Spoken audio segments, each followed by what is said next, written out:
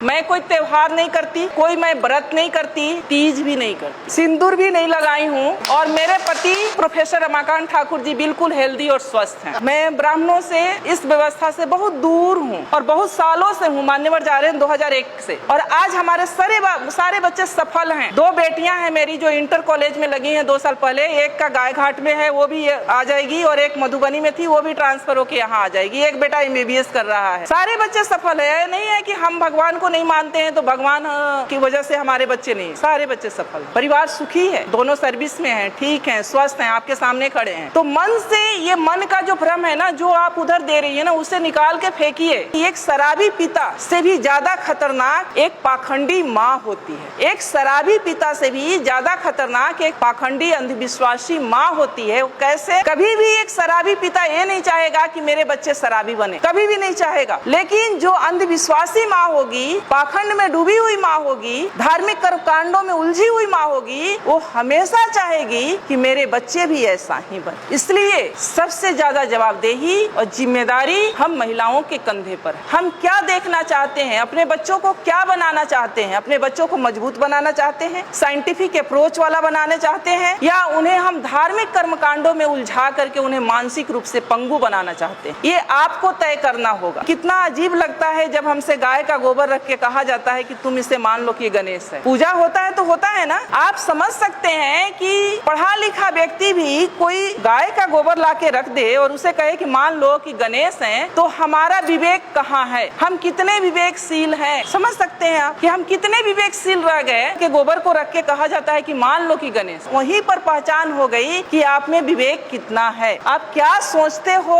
और क्या नहीं सोच सकते हो, सोचने की क्षमता आपकी कहाँ तक है। मानसिक टेस्ट, वो पैरामीटर, तो आप उन सब चीजों से निकले। बुद्ध शरण हंस जी लिखे हैं 4 खूंटे जिसमें हम लोग बंधे हुए हैं। उन 4 खूंटों को उखाड़ फेंकना है। पहला है ब्राह्मण पुरोहित। घर बनाते हैं हम, गृह प्रवेश किसके अनुसार होता है? गृह प्रवेश किसके अनुसार होता है? ब्राह्मण के अनुसार। बच्चे पैदा करते हैं हम, नामकरण कौन करता है? शादी विवाह ठीक करते हैं हम, बिना तिथि कुछ नहीं करते। तो वो जानता है, जबकि वो ऐसा है कि वो आपसे हो सकता है कि बिना पढ़ा लिखा ब्राह्मण हो, कुछ नहीं जानता हो, लेकिन वो जैसे नचाएगा आप वैसे नाचेंगे। दूसरा खूंटा है उनके शास्त्र, जो उन्होंने शास्त्र लिखे हैं। वेद है, उपनिषद है, गीता है, महाभारत है, मनुस्मृति है, जिसमें महिलाओं के लिए पता है आप लोगों को क्या लिखा है? महिलाएं एक लता की समान है। लता मतलब समझती हैं, जो ये बेल होती है, बेल, तुरई की बेल होती है, लौकी की बेल होती है, उसके समान है। यानी उसमें कोई दम नहीं होता है, कोई शक्ति नहीं होती है, उसको ऊपर चढ़ने के लिए सहारे की जरूरत होती है। उसी तरह से महिलाओं को माना है कि महिलाएं एक लता के समान है, जिसे बचपन में पिता के अधीन, युवावस्था में पति के अधीन और वृद्धावस्था में पुत्र के अधीन रहना चाहिए। आगे कहता है कि महिलाएं नरक की द्वार हैं। कितनी गालियां दी गई है। तीसरा है उनके त्योहार। मैंने अभी कहा कि त्योहार का मतलब होता है तुम्हारी हार। यानी हम जो भी त्योहार मनाते हैं, अगर उसका सही तरीके से विश्लेषण किया जाए तो हम अपने महापुरुषों के हार का जश्न मनाते हैं। कितने नालायक लोग हैं हम लोग। उनके तीर्थ, जो ये तीर्थ स्थल हैं, अब जब खोज हो रहा है, हमारे लोगों ने भी जब खोज की शुरू किया है, तो 99% ये तीर्थ स्थल बुद्ध से जुड़ा हुआ है। ये जो तीर्थ स्थल है वो बुद्ध का है, जहाँ बौद्ध मठ हुआ करता था, और उसको इन्होंने तीर्थ स्थल में कहीं किसी धाम में, कहीं किसी धाम में कन्वर्ट करके धार्मिक स्थल के रूप में प्रचारित कर। तो जो संसाधन, जो पैसा आप लोग खर्च करती है तीर्थ पर, वो पैसा आप लोग खर्च करें अपने बच्चों के पढ़ाई पर। इन्हें उखाड़ फेंको। ये 4 चीजें हैं, और ये 4 चीज से जिस दिन आप उखाड़ देंगी, जिस दिन आप इससे दूर हो जाएंगी, उस दिन से शायद मुझे लगता है कि आपकी तरक्की शुरू हो जाएगी। एक मेरी जैसी ही पढ़ी लिखी लड़की थी, शादी उसकी एक ऐसे परिवार में हो गई जहाँ लोग बहुत धार्मिक विचारधारा के थे। जब वो लड़की शादी करा के अपने घर में जाती है, ससुराल जाती है, तो उसकी सासू माँ कहती है कि गाँव में एक मंदिर था, दूसरे तीसरे दिन कि बहू चलो मंदिर में हम पूजा करके आते हैं। अब वो लड़की सोचती है कि हम तो मंदिर को मानते, हम तो भगवान को मानते नहीं है। अब लेकिन सासू माँ से उसके सामने दिक्कत ये है कि 2 दिन की गई हुई बहू सासू माँ को कैसे मना कर दे कि हम मंदिर में नहीं जाएंगे, भगवान को नहीं मानते हैं, ये तो गलत हो जाएगा। वो जाती है सासू माँ के साथ, हाथ में बाल्टी ले लेती है, कुआं होता है आप लोग जानती है मंदिर के पास, जहाँ से पानी लेके, या नल होता है, पानी लेके मंदिर में धुलाई किया जाता है या जल चढ़ाया जाता है। वो जब वहाँ पहुँचती है बाल्टी लेके, तो देखती है कि गाय का मूर्ति बाहर बना हुआ है। वो गाय के थन के नीचे बाल्टी रख देती है। सासू माँ अभी ये गाय गाय दूध देगी तो घर ले चल के खीर बनाएंगे। उसकी सासू माँ हंसने लगती है कि मेरी बहू तो पागल है, पत्थर की गाय कहीं दूध देगी? मैंने तो ये सोचा था कि ये गाय दूध देगी और हम घर में जाके खीर बनाएंगे। वहाँ से बाल्टी उठा लेती है। फिर वो थोड़ा आगे बढ़ती है तो वहाँ पर शंकर जी का मूर्ति लगा रहता है, तो उनके गले में एक सांप फुफकार रहा होता, तो वो डरने का नाटक करती है और पीछे हट जाती है, सासू माँ से चिपक जाती है। सासू माँ अभी तो ये नाग मुझे डस लेगा। फिर उसकी सासू माँ हंसती है कि क्या वास्तव में मेरी बहू पागल है क्या? ये कहती है कि पत्थर का नाग मुझे डस लेगा। तो कहती है तुम पागल हो गई हो क्या? ये तो पत्थर का है, ये क्या तुम्हें डस सकता है? सासू माँ उसको अंदर ले जाती है जहाँ एक देवी की मूर्ति रहती। फिर उसकी सासू माँ कहती है कि बेटा देवी के चरणों में ये सब चढ़ा के देवी से आशीर्वाद ले लो, ये माँ बहुत आशीर्वाद इनका फलीभूत होता है, तुम आशीर्वाद ले लो। जब ये बात उसकी सासू माँ कहती है तब वो लड़की कहती है, अपने सासू माँ के चरणों में गिर जाती है, कहती है कि माँ पत्थर की गाय अगर दूध नहीं दे सकती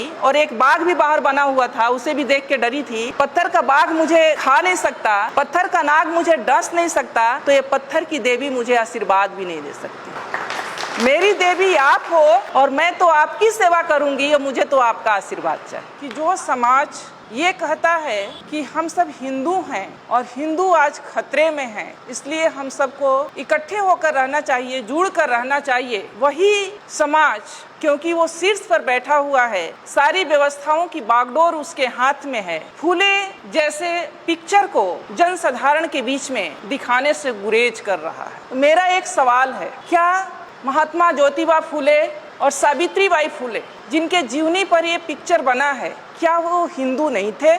क्या वो हिंदू व्यवस्था को नहीं मानते थे? और अगर वो हिंदू व्यवस्था को मानते थे, हिंदू थे, तो फिर इस पिक्चर को जनसाधारण के बीच दिखाने से गुरेज क्यों? ये एक बहुत बड़ा सवाल है जो सिर्फ मेरे नहीं, जो लोग आज एक झंडे के नीचे एकत्र होने के लिए हिंदुत्व के नाम पर मरे जा रहे हैं, उनको सोचने वाली बात। सावित्री बाई फूले और ज्योतिबा फूले एक ऐसा नाम है जिन्होंने आपको आज इस स्थिति में बैठने का हक दिया। अगर मैं आज एक प्रोफेसर हूँ तो इसका भी श्रेय ज्योतिबा फूले और माता सावित्री बाई फूले को जाता है, क्योंकि अगर वो ये प्रयास नहीं किए होते तो हम महिलाएं ना कोई डॉक्टर बनता, ना इंजीनियर बनता, ना प्रोफेसर बनता। सिर्फ महिलाएं ही नहीं, कोई भी SC ST OBC का व्यक्ति और सभी वर्ग की महिलाएं, मैं कहती हूँ कि महिलाओं का मतलब सिर्फ SC ST OBC की नहीं बल्कि सामान्य वर्ग की भी महिलाएं, सभी वर्ग की महिलाएं आज जो कुछ भी हैं हम लोग, वो हम माता सावित्री बाई फूले और ज्योतिबा फूले की देन है। रही उनके संघर्ष की बात, तो मैं बता दूं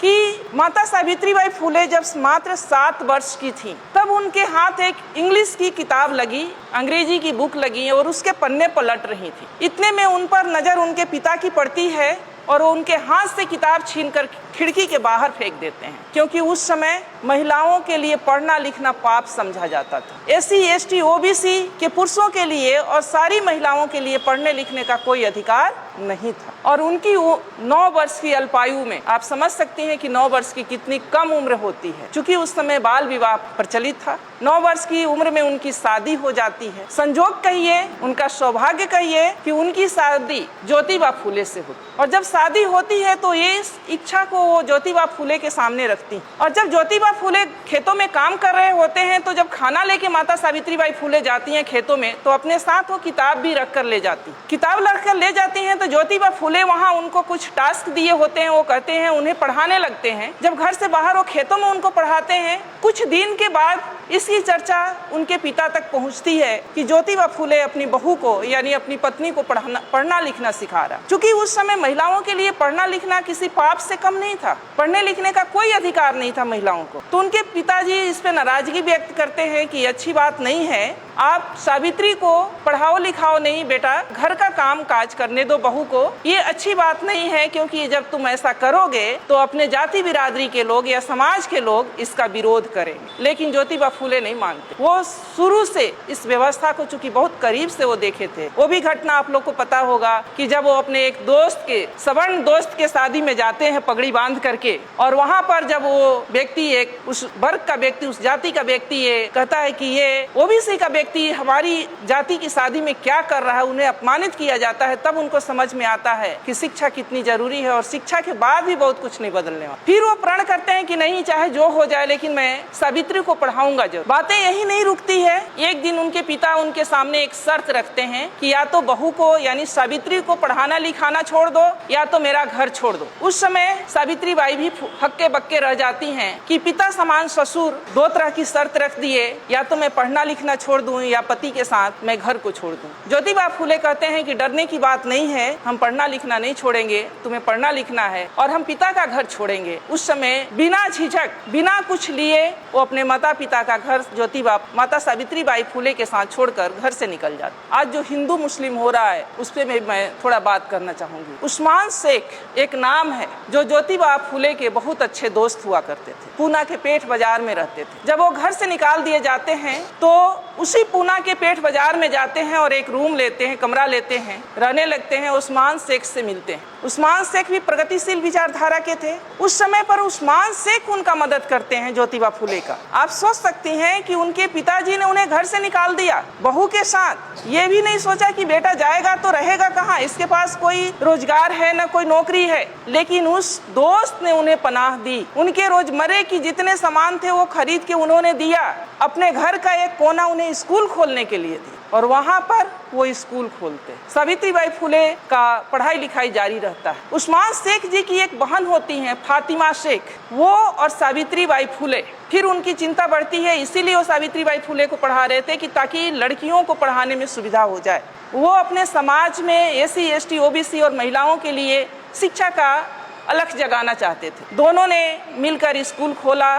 जब सावित्री बाई फूले स्कूल जाया करती थी पढ़ाने के लिए, ऐसा नहीं था कि वो स्कूल किसी जाति विशेष के लिए था या किसी वर्ग विशेष के लिए था। वहाँ महिलाओं के लिए था, बच्चियों के लिए था और किसी भी कास्ट की किसी भी जाति की बच्चियां जा सकती थी पढ़ने के लिए। उन पे गोबर और कीचड़ फेंके गए, उन्हें गालियां दी गई, उन्हें पत्थरों से मारा गया, उनका अपमान किया गया, लेकिन वो झुकी नहीं, न वो रुकी, अनवरत उस काम में लगी रही। फिर जब इस बात से उन्हें परेशानी हुई तो माता सावित्री बाई फूले और ज्योतिबा फूले ने कि कीचड़ भरे कपड़ों में कैसे बच्चों को पढ़ाया जाए, तब उन्होंने एक बीच का रास्ता निकाला कि ये काम तो हमें नहीं छोड़ना है जो हमने स्कूल खोला है बच्चियों को पढ़ाने का है। तो एक कपड़ा, एक साड़ी वो अपने साथ थैले में करके ले जाती थी और एक साड़ी पहन कर जाती थी। जिस साड़ी पर गोबर और कीचड़ फेंके जाते थे उस साड़ी को खोल करके रख देती थी और दूसरा साड़ी पहनकर बच्चियों को पढ़ाती थी। और फिर जब आना होता था तो वो साड़ी खोल के रखती थी और गोबर और कीचड़ वाली साड़ी पहनकर घर।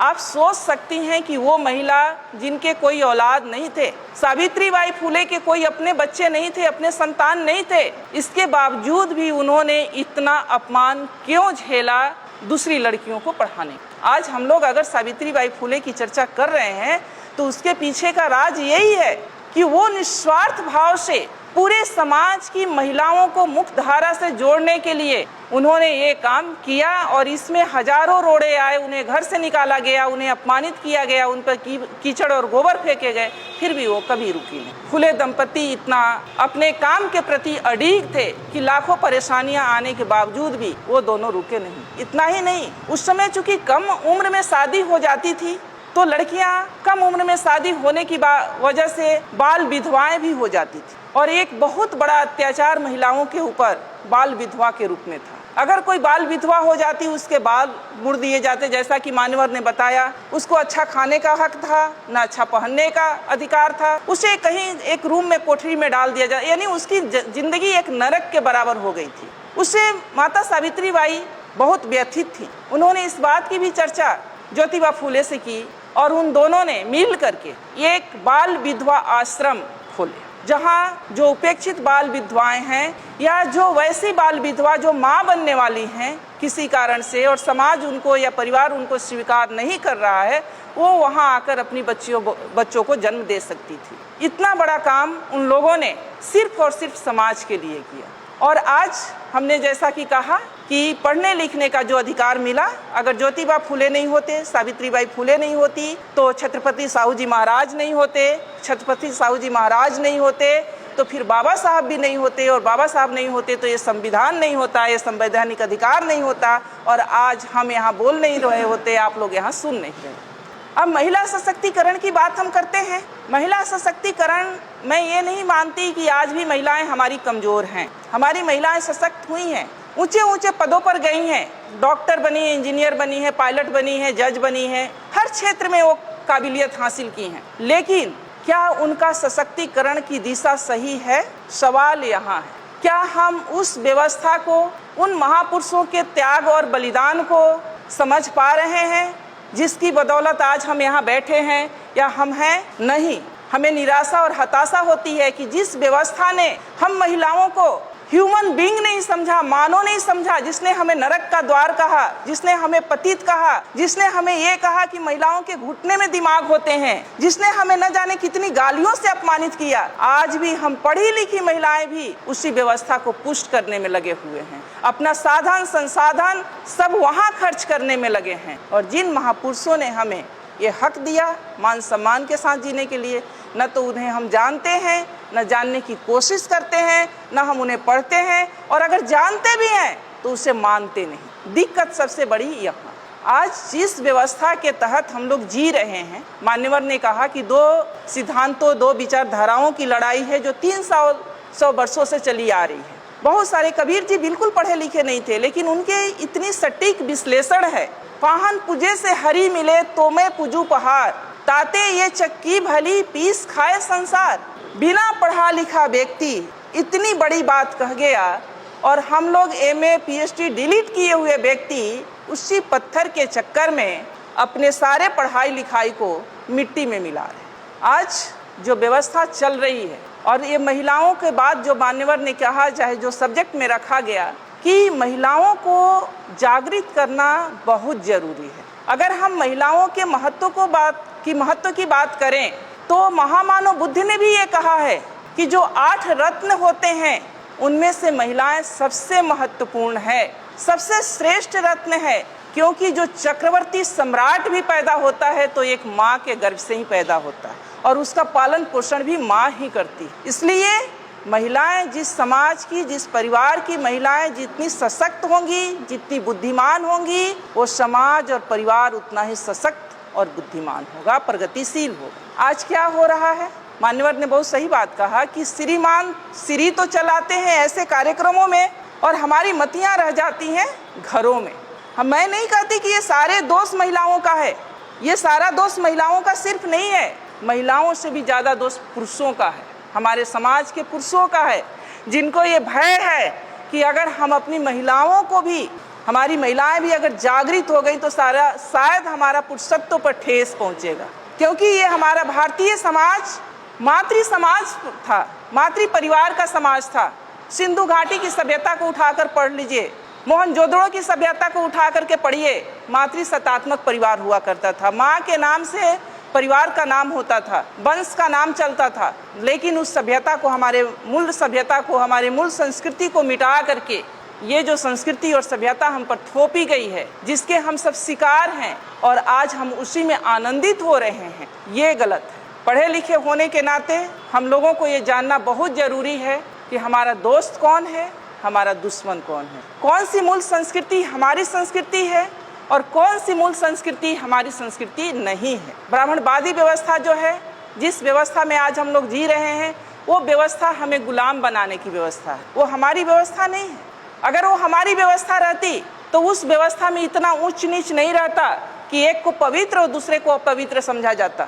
उसमें 6743 जातियां नहीं बनाई जाती, उसमें महिलाओं का इतना अपमान नहीं किया जाता जिसमें ये कहा जाता कि महिलाओं का अपना स्वतंत्र कोई अस्तित्व ही नहीं है। बचपन में वो पिता के अधीन, युवावस्था में पति के अधीन और वृद्धावस्था में पुत्र के अधीन रहने की अधिकारी है, यानी महिलाओं का अपना कोई अस्तित्व नहीं है।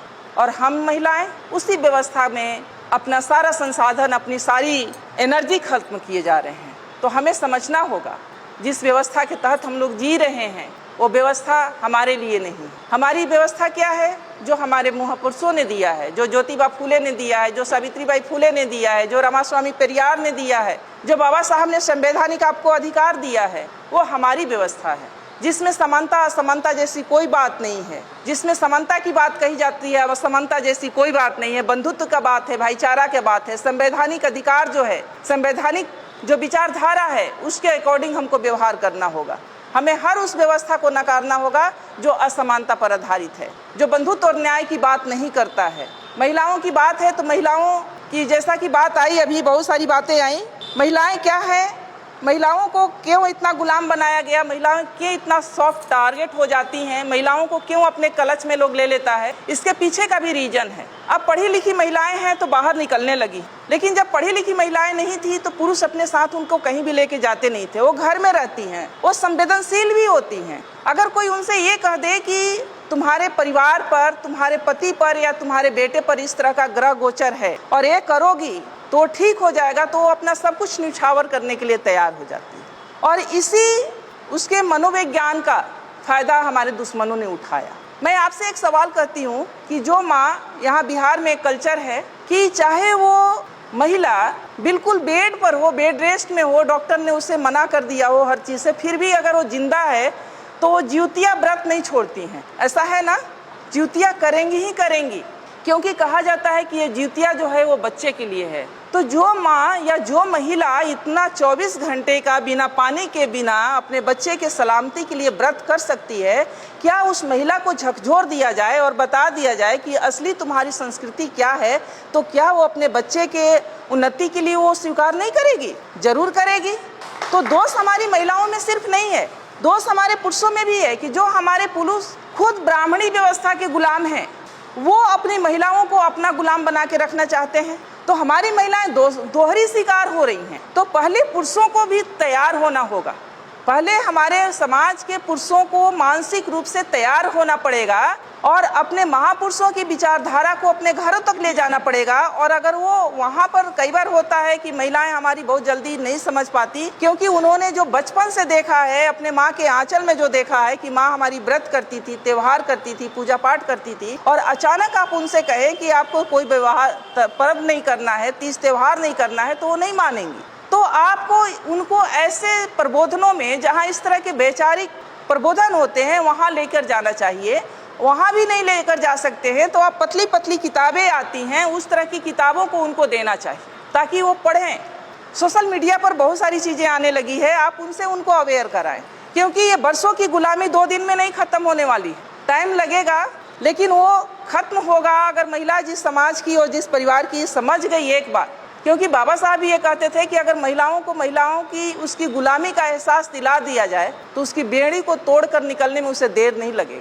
तो हमारी यहाँ जितने भी बहनें बैठी हैं, माताएं बैठी हैं, उनसे भी मेरा अनुरोध है, और जितने भी हमारे पुरुष भाई बैठे हैं उनसे भी अनुरोध है कि ये हम सभी को सहयोग से इस तरह के कार्यक्रमों को सफल बनाने के लिए, सहयोग से सभी को ये परिवर्तन के लिए, घरों में कई बार क्या होता है कि जब महिलाएं थोड़ी प्रगतिशील होती है और पुरुष प्रगतिशील नहीं होते हैं तो वहीं लड़ाई शुरू हो जाती है। पुरुष ये कहना शुरू कर देते हैं कि ये थोड़ी पढ़ लिख के क्या गई, ये बातों को नहीं मानती या मेरी बातों को नहीं मानती। और कई बार अब ये भी देखा जाता है, उसका दूसरा भी पक्ष है कि महिलाएं जब पढ़ लिख जा रही हैं, लड़कियां जब पढ़ लिख जा रही हैं, तो वो भी पुरुषों को तरजीह नहीं दे रही हैं। तो मैं यहाँ पर ये भी कहना चाहूँगी कि पुरुष और महिला दोनों एक साइकिल का जो 2 चक्के होते हैं, 2 पहिए देखा आप लोगों ने साइकिल, अगर एक पहिए को पंचर कर दिया जाए और दूसरे का टायर ट्यूब सही रहे तो क्या जहाँ पर जाना है वहाँ तक हम उस साइकिल से पहुँच सकते हैं? नहीं पहुँच सकते ना। तो इसीलिए पति पत्नी का सामंजस्य होना, वैचारिक सामंजस्य होना बहुत जरूरी है, एक दूसरे को सपोर्ट करना बहुत जरूरी है। और अगर पति अगर प्रगतिशील हैं, इस तरह के प्रबोधनों से अगर वो सशक्त हो गए हैं और पत्नी नहीं किसी तरह से मान रही हैं, तो आप उन्हें ब्लेम मत करें कि वो नहीं मानती हैं। आप एक तो उनको ऐसे कार्यक्रमों में ले जाएं, दूसरे में पतली पतली किताबें दें, उनसे धीरे धीरे बातें करें, उन्हें बताएं, तभी वो सशक्त हो सकती हैं या सुन सकती हैं, आपको बातों को समझ सकती। अभी जो समाज में ये चल रहा है, देश में ये चल रहा है कि हिंदू असुरक्षित हैं और हिंदुओं एक हो जाओ, मुस्लिम सिर्फ बहाना है, टारगेट पर SC ST OBC हैं, मूल निवासी हैं। जो आपको ये दिखाया जा रहा है हिंदू मुस्लिम का सीन, वो वास्तव में हिंदू मुस्लिम का सीन नहीं है। हिंदू मुस्लिम के आड़ में SC ST OBC को कैसे घुटने पर लाया जाए, जो थोड़ा सा ऊपर उठ गया है, कैसे उसे बर्बाद किया जाए, ये पूरे षड्यंत्र देश में चल रहा है। अब है कि स्त्रियों का शोषण सबसे ज़्यादा कहाँ हो रहा है, तो स्त्रियों का शोषण सबसे ज़्यादा धर्मों ने किया है। जो धर्म जिसको हम लोग धर्म कहते हैं, वास्तव में वो धर्म नहीं धंधा है। जो धर्म कहते हैं कि हम धार्मिक काम कर रहे हैं, वो धर्म नहीं धंधा है। और पढ़े लिखे भी यहाँ अंधा है, क्योंकि धर्म का अर्थ होता है धारण करना। मैं समाजशास्त्र की छात्रा रही हूँ, उसमें पढ़ाया जाता है कि धर्म का अर्थ होता है धारण करना। धर्म का अर्थ कहीं भी पूजा पाठ से नहीं है। धर्म का मतलब होता है हमारे नैतिक चरित्र से, कि हम कितने नैतिक हैं। हम अपने कर्मों के प्रति, कर्म का मतलब हमारी जो ड्यूटी है, जो हमारी रिस्पॉन्सिबिलिटी है। अगर हम एक माँ हैं तो हमारा ये धर्म है कि अपने बच्चों का पालन पोषण, परवरिश अच्छे तरीके से करें। हमारा ये धर्म नहीं है कि हम मंदिर में जाके घंटी बजाएं और बच्चा हमारा भूख से बिलख रहा हो। धर्म का मतलब होता है हमारे नैतिके से। तो जो महिलाओं का जो शोषण सबसे ज़्यादा हुआ है वो धर्मों ने किया है, फिर भी महिलाएं सबसे ज़्यादा धार्मिक कर्मकांडों में उलझी रही हैं। उन्हें यह पता नहीं है कि जिन धार्मिक कर्मकांडों को मान रही हैं वो उन्हें गुलाम बनाने के लिए है। जिन धार्मिक कर्मकांड को हम लोग कर रहे हैं वो कुछ और नहीं है। जैसा उमा शंकर जी ने कहा कि महिलाओं के लिए व्रत त्यौहार इसलिए रखा गया कि जब वो माँ बनने वाली रहे और उपवास करे तो जो बच्चों को पौष्टिक आहार मिलना चाहिए वो न मिले और बच्चा जो है वो किसी तरह से माने हष्ट पुष्ट न हो। तो महिलाओं का इसीलिए किया गया कि महिलाएं किसी भी समाज की रीढ़ होती हैं, किसी परिवार की रीढ़ होती हैं। जिस परिवार की महिला पढ़ी लिखी होगी, मजबूत होगी, फिजिकली या मेंटली मजबूत होगी जिस परिवार के, उस परिवार के बच्चे भी मेंटली और फिजिकली मजबूत होंगे। जो महिलाएं देखती होंगी आप कि जो माँ बीमार सी है उसके बच्चे भी बहुत हष्ट पुष्ट नहीं होते। तो ये साइंटिफिक भी है। और हमारी महिलाएं ऐसी नहीं थी, जो आज की महिलाएं हमारी ऐसी नहीं थी। हमारी महिलाएं जो थी उनके नाम से परिवार का नाम चलता था और उन्हें बड़े साजिश के तहत उन्हें गुलाम बनाया गया। पहले तो उन्हें ये सब जेवर पहना करके गुलाम बनाया गया और जब इससे भी लगा कि वो नहीं गुलाम रहेंगी तो फिर उन्हें मानसिक कर्मकांडों में उलझा करके गुलाम बनाया गया। तो मैं तो इतना रिक्वेस्ट करूंगी कि ये जो कर्मकांड हैं, ये जो धर्म है, व्रत हैं, त्योहार हैं, ये आपके गुलामी के प्रतीक हैं। जो त्योहार हैं वो आपके, त्योहार के मतलब होता है तुम्हारी हार। यानी ये सब हम लोग जो त्योहार मनाते हैं, वास्तव में हिंदू पर्व त्योहार, वो हम अपने ही पूर्वजों की हार का जश्न मनाते हैं। हम लोग अपने ही पूर्वजों के हार का जश्न मनाते हैं। और कहा गया है कि एक शराबी पिता से भी ज़्यादा खतरनाक एक पाखंडी माँ होती है। एक शराबी पिता से भी ज़्यादा खतरनाक एक पाखंडी अंधविश्वासी माँ होती है। कैसे? कभी भी एक शराबी पिता ये नहीं चाहेगा कि मेरे बच्चे शराबी बने, कभी भी नहीं चाहेगा। लेकिन जो अंधविश्वासी माँ होगी, पाखंड में डूबी हुई माँ होगी, धार्मिक कर्मकांडों में उलझी हुई माँ होगी, वो हमेशा चाहेगी कि मेरे बच्चे भी ऐसा ही बने। इसलिए सबसे ज़्यादा जवाबदेही और जिम्मेदारी हम महिलाओं के कंधे पर है। हम क्या देखना चाहते हैं, अपने बच्चों को क्या बनाना चाहते हैं? अपने बच्चों को मजबूत बनाना चाहते हैं, साइंटिफिक अप्रोच वाला बनाना चाहते हैं, या उन्हें हम धार्मिक कर्मकांडों में उलझा करके उन्हें मानसिक रूप से पंगु बनाना चाहते हैं? ये आपको तय करना होगा। अगर कोई भी माँ, मैं उदाहरण, कोई भी माँ अगर चाह ले कि मुझे अपने बच्चे को ऐसा बनाना है, तो मैं चाहती हूँ कि दुनिया की कोई भी ताकत उसे रोक नहीं सकती। अगर जो माँ अगर ठान ले कि मुझे अपने बच्चे को कैसा बनाना है, अगर चाह ले कि मुझे अपने बच्चे को एक सफल, सशक्त, मजबूत बनाना है, मानसिकता वाला, तो कोई भी दुनिया की ताकत उसको डिगा नहीं सकती। लेकिन कैसे वो बच्चा बनेगा? जब माँ ही उलझी रहेगी, माँ को देखेगा कि माँ हमारी मंदिर में घंटी बजा रही है, तो बच्चा अपने पर कैसे विश्वास, बच्चे को भी यही विश्वास होगा कि जब तक ये भगवान जी नहीं चाहेंगे हम कुछ नहीं बनेंगे। मैं ये नहीं कहती हूँ कि आप लोग एकदम पूजा पाठ को छोड़ दीजिए, लेकिन मैं एक छोटी सी कहानी आप लोग के सामने कहूँगी। एक मेरी जैसी ही पढ़ी लिखी लड़की थी, शादी उसकी एक ऐसे परिवार में हो गई जहाँ लोग बहुत धार्मिक विचारधारा के थे। जब वो लड़की शादी करा के अपने घर में जाती है, ससुराल जाती है, तो उसकी सासू माँ कहती हैं, वैसे भी अमूमन होता है कि गांव में ही एक मंदिर था, दूसरे तीसरे दिन कि बहू चलो मंदिर में हम पूजा करके आते हैं। अब वो लड़की सोचती है कि हम तो मंदिर को मानते, हम तो भगवान को मानते नहीं है। अब लेकिन सासू माँ से उसके सामने दिक्कत ये है कि 2 दिन की गई हुई बहू सासू माँ को कैसे मना कर दे कि हम मंदिर में नहीं जाएंगे, भगवान को नहीं मानते हैं, ये तो गलत हो जाएगा। वो जाती है सासू माँ के साथ, हाथ में बाल्टी ले लेती है, कुआं होता है आप लोग जानती है मंदिर के पास, जहाँ से पानी लेके, या नल होता है, पानी लेके मंदिर में धुलाई किया जाता है या जल चढ़ाया जाता है। वो जब वहाँ पहुँचती है बाल्टी लेके, तो देखती है कि गाय का मूर्ति बाहर बना हुआ है।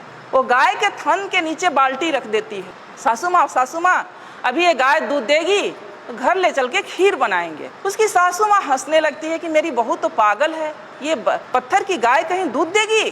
बोली अरे मैंने तो ये सोचा था कि ये गाय दूध देगी और हम घर में जाके खीर बनाएंगे। वहाँ से बाल्टी उठा लेती है, फिर वो थोड़ा आगे बढ़ती है तो वहाँ पर जो शंकर जी का मूर्ति लगा रहता है तो उनके गले में एक सांप फुफकार रहा होता है। तो वो डरने का नाटक करती है और पीछे हट जाती है, सासू माँ से चिपक जाती है। सासू माँ अभी तो ये नाग मुझे डस लेगा। फिर उसकी सासू माँ हंसती है कि क्या वास्तव में मेरी बहू पागल है क्या? ये कहती है कि पत्थर का नाग मुझे डस लेगा। तो कहती है तुम पागल हो गई हो क्या? ये तो पत्थर का है, ये क्या तुम्हें डस सकता है? तो बोली अच्छा नहीं डसेगा तो नहीं। तो लड़की समझती है दिमाग से कि अब मैं सही रास्ते पर हूँ, अब सासू माँ को समझाना थोड़ा आसान हो जाएगा। फिर उसके बाद सासू माँ उसको अंदर ले जाती हैं जहाँ एक देवी की मूर्ति रहती। फिर उसकी सासू माँ कहती हैं कि बेटा देवी के चरणों में ये सब चढ़ा के देवी से आशीर्वाद ले लो, ये माँ बहुत जो है आशीर्वाद इनका फलीभूत होता है, तुम आशीर्वाद ले लो। जब ये बात उसकी सासू माँ कहती हैं तब वो लड़की कहती है, अपने सासू माँ के चरणों में गिर जाती है, कहती है कि माँ अगर गाय का, पत्थर की गाय अगर दूध नहीं दे सकती और एक बाघ भी बाहर बना हुआ था उसे भी देख के डरी थी, पत्थर का बाघ मुझे काट नहीं खा नहीं सकता, पत्थर का नाग मुझे डस नहीं सकता, तो ये पत्थर की देवी मुझे आशीर्वाद भी नहीं दे सकती। मेरी देवी आप हो, मेरी देवी आप हो और मैं तो आपकी सेवा करूंगी और मुझे तो आपका आशीर्वाद चाहिए। आज समाज में क्या हो रहा है, मैं महिलाओं को थोड़ा आईना दिखाना चाहूंगी। आज समाज में क्या हो रहा है, हम बहुत धार्मिक बन रहे हैं, हम खूब पर्व त्यौहार कर रहे हैं, तीज त्यौहार कर रहे हैं, मंदिरों में जा रहे हैं, तीर्थ स्थानों पर जा रहे हैं और घर में हमारे बुजुर्ग को हम पूछ भी नहीं रहे हैं कि आप खाना खाएंगे या नहीं, वो हमें बोझ लग रहे हैं। हमारे वृद्ध हैं, हमारे बुजुर्ग वृद्धाश्रम में जा रहे हैं, तो ये कैसा धर्म है? धर्म ही करना है तो मानवता का धर्म करें, आप अपने बुजुर्गों का सम्मान दें। धर्म ही करना है तो अपने पति का साथ दें। धर्म ही करना है तो अपने बच्चों को सद्मार्ग दिखाएं, उनको अपना समय दें, उनको सही रास्ते पर ले जाएं, उनको जीवन में सफल बनाएं, उनमें वैज्ञानिक सोच भरें, साइंटिफिक सोच भरें उनमें। धर्म ये है, धर्म ये नहीं कहता कि आप जा करके, अगर यही धर्म होता तो हमारे महापुरुष भी यही धर्म किए होते। बाबा साहब लास्ट में जा करके उन्होंने कहा कि ये धर्म रहने के लायक नहीं है और उन्होंने लास्ट में जाके बौद्ध धर्म को स्वीकार किया। वो कहते हैं कि जो धर्म एक कुत्ता बिल्ली को गोद में पालता हो, घर में जाने का अधिकार देता हो और एक व्यक्ति को अछूत मान के उसे छूने पर भी छूना भी नहीं चाहता हो, वो धर्म नहीं हो सकता। तो हम लोग को साइंटिफिक विचार अपने में लाना होगा, तभी हम अपने महापुरुषों की बात कर सकेंगे, उनकी विचारधारा को अपना सकेंगे और उनके विचारों पर चल सकेंगे। एक बार मेरी बहस हो गई थी सोशल मीडिया पर कि मुझसे पूछा गया, कुछ बातें थी, मैंने उस पर कटाक्ष की कि कितना अजीब लगता है जब हमसे गाय का गोबर रख के कहा जाता है कि तुम इसे मान लो कि गणेश है। होता है ना, पूजा होता है तो होता है ना। आप समझ सकते हैं कि पढ़ा लिखा व्यक्ति भी कोई गाय का गोबर ला के रख दे और उसे कहे कि मान लो कि गणेश हैं, तो हमारा विवेक कहाँ है? हम कितने विवेकशील हैं? समझ सकते हैं आप कि हम कितने विवेकशील रह गए कि गाय को भी रख करके, गोबर को रख के कहा जाता है कि मान लो कि गणेश है। यानी आप वहीं पर पहचान हो गई कि आप में विवेक कितना है, आप क्या सोचते हो और क्या नहीं सोच सकते हो, सोचने की क्षमता आपकी कहाँ तक है। मानसिक टेस्ट, वो पैरामीटर, तो आप उन सब चीज़ों से निकलें। मेरा बस एक ही रिक्वेस्ट है कि उन 3-4 चीज़ करें। 4 खूंटे की बात कही गई है, IAS एक शायद मेरे पास है वो किताब, 4 खूंटे, बुद्ध शरण हंस IAS हैं। ये पतली सी किताब है, IAS हैं, ये कोई साधारण व्यक्ति नहीं है, समझ सकते हैं आप लोग। बुद्ध शरण हंस जी लिखे हैं 4 खूंटे, जिसमें हम लोग बंधे हुए हैं। उन 4 खूंटों को उखाड़ फेंकना है। अगर वास्तव में अपने महापुरुषों के प्रति थोड़ी सी भी हम लोगों की अंदर श्रद्धा है तो करना पड़ेगा, तभी हम, क्योंकि जब तक हमारे इस मन मस्तिष्क में कुछ लिखा हुआ है, जब ब्लैक बोर्ड देख रहे हैं, जब तक ब्लैक बोर्ड पर लिखा हुआ है, दूसरी चीज़ तब तक नहीं लिखी जा सकती जब तक कि उसको साफ न किया जाए। बिना साफ किए दूसरी चीज़ नहीं लिखी जा सकती। तो ये जो 4 खूंटे हैं उससे आपको उखाड़ना होगा। पहला है ब्राह्मण पुरोहित। घर बनाते हैं हम, गृह प्रवेश किसके अनुसार होता है? गृह प्रवेश किसके अनुसार होता है? ब्राह्मण के अनुसार। बच्चे पैदा करते हैं हम, नामकरण कौन करता है? शादी विवाह ठीक करते हैं हम, बिना तिथि कुछ नहीं करते। तो वो जानता है, जबकि वो ऐसा है कि वो आपसे हो सकता है कि बिना पढ़ा लिखा ब्राह्मण हो, कुछ नहीं जानता हो, लेकिन वो जैसे नचाएगा आप वैसे नाचेंगे। तो सबसे पहले तो इसको छोड़िए, पहला खूंटा। दूसरा खूंटा है उनके शास्त्र, जो उन्होंने शास्त्र लिखे हैं, वेद है, उपनिषद है, गीता है, महाभारत है, मनुस्मृति है। मैं तो कहती हूँ कि उनके वेदों को भी आपको पढ़ना चाहिए। शायद आप उनके वेदों को पढ़ लें, मनुस्मृति को पढ़ लें, तो शायद कल्याण हो जाए। जिसमें महिलाओं के लिए पता है आप लोग को क्या लिखा है? महिलाएं एक लता की समान है। लता मतलब समझती हैं, जो ये बेल होती है, बेल, तुरई की बेल होती है, लौकी की बेल होती है, उसके समान है। यानी उसमें कोई दम नहीं होता है, कोई शक्ति नहीं होती है, उसको ऊपर चढ़ने के लिए सहारे की जरूरत होती है। उसी तरह से महिलाओं को माना है कि महिलाएं एक लता के समान है, जिसे बचपन में पिता के अधीन, युवावस्था में पति के अधीन और वृद्धावस्था में पुत्र के अधीन रहना चाहिए। आगे कहता है कि महिलाएं नरक की द्वार हैं। कितनी गालियां दी गई है। तीसरा है उनके त्योहार। मैंने अभी कहा कि त्योहार का मतलब होता है तुम्हारी हार। यानी हम जो भी त्योहार मनाते हैं, अगर उसका सही तरीके से विश्लेषण किया जाए तो हम अपने महापुरुषों के हार का जश्न मनाते हैं। कितने नालायक लोग हैं हम लोग, कितने नालायक लोग हैं हम लोग, जो हम अपने ही पूर्वजों के अपमान, जो उनका अपमान हुआ। देखिए मनुस्मृति, देखिए आ गया ब्राह्मणों का संविधान, जिससे आजकल चल रहे हैं हम सब, अभी भी चल रहे हैं। संविधान लागू होने के 75 साल बाद भी हमारा व्यवहार विचार सब इससे चल रहा है, संविधान से नहीं चल रहा है। क्योंकि अगर संविधान से चल रहा होता तो समता, समानता, बंधुत्व और न्याय की बात हो रही होती।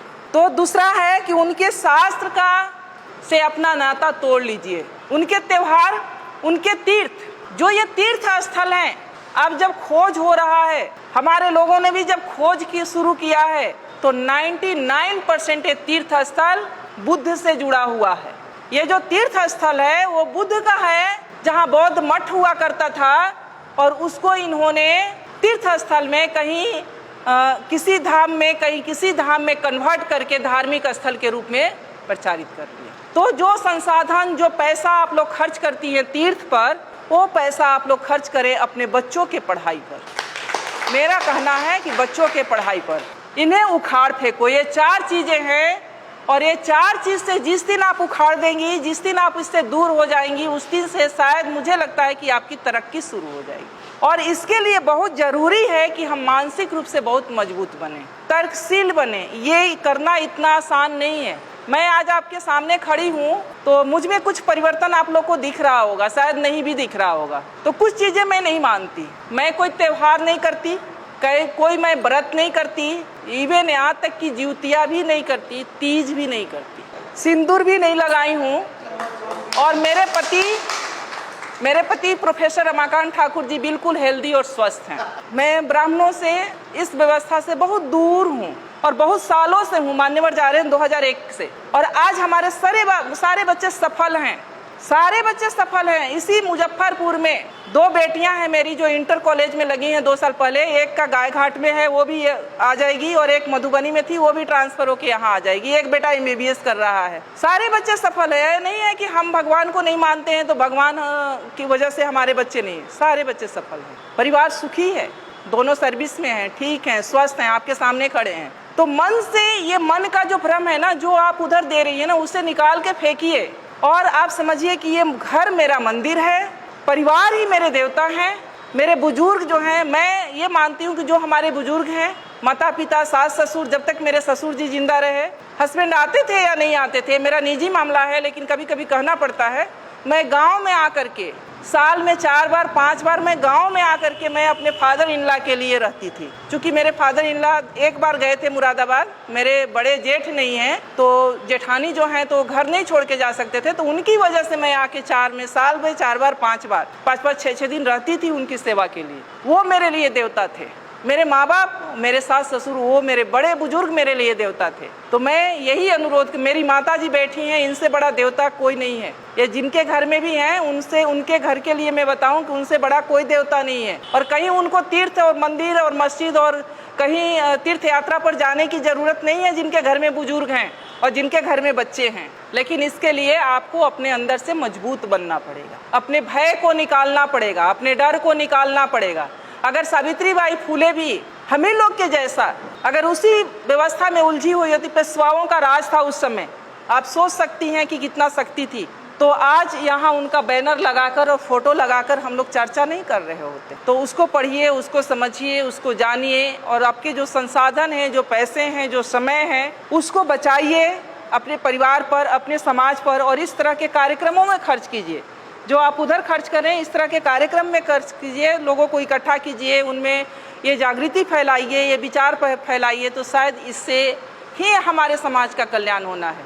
नहीं तो अगर हम उधर हैं तो उधर एक पशु से ज़्यादा हमारा महत्व नहीं है। उधर अगर हैं, हम जिस व्यवस्था में हम लोग जी रहे हैं, अगर उसी व्यवस्था में हैं तो किस स्थिति में हैं और क्या आपका महत्व है, आप लोग भी हमसे अच्छा जानते हैं। SC ST OBC के लिए क्या कहा गया है, उसको पढ़ने लिखने का अधिकार नहीं है, उसको संपत्ति रखने का अधिकार नहीं है, उसको अच्छा कपड़ा पहनने का अधिकार नहीं है, अच्छे मकान में रहने का अधिकार नहीं है। अगर उसके पास कुछ संपत्ति है तो उस पर पहला अधिकार ब्राह्मणों का बनता है, जो जब चाहे वो ले सकता है। तो क्या आप लोग चाहेंगे कि ऐसा हो? चाहेंगी?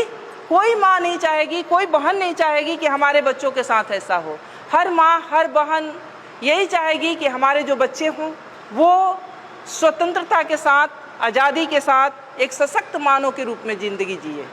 तो उसके लिए व्यवस्था भी हम लोग को बनानी पड़ेगी, क्योंकि आज जिस व्यवस्था में थोड़ा सा हम लोग बोल पा रहे हैं, कह पा रहे हैं, हमारे महापुरुषों की देन है।